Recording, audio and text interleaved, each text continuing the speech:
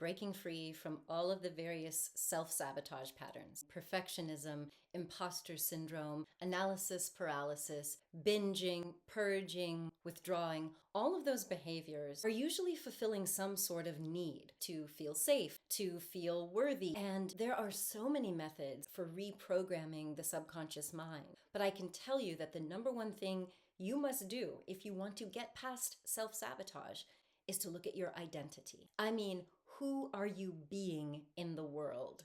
And who's doing the changing? One of the ways that we get at this is by going through what I call a readiness assessment. Let's say you have some behavior that you want to get beyond. Bring that to your mind. Now I want you to answer these little questions. Number one, when you think of this thing that you want to shift, are there any coping mechanisms or behaviors that might hinder your progress? Yes or no? Just off the top of your head.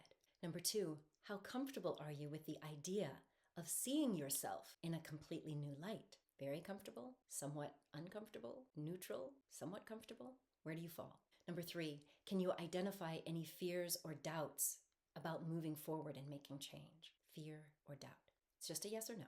Next, imagine your life in the future. And let's say you've made some significant changes. How does that image feel to you? What does it bring up?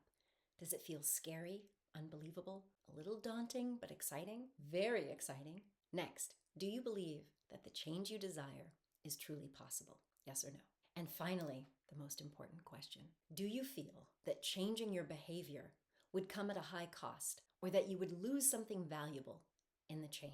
All of these questions are getting at your underlying operating system. If you were operating from the soul, your soul wants you to evolve and grow and be your best. If you're operating from the ego or any subparts of your personality, there's going to be fear. There's going to be this resistance to giving up what that behavior supposedly gives you.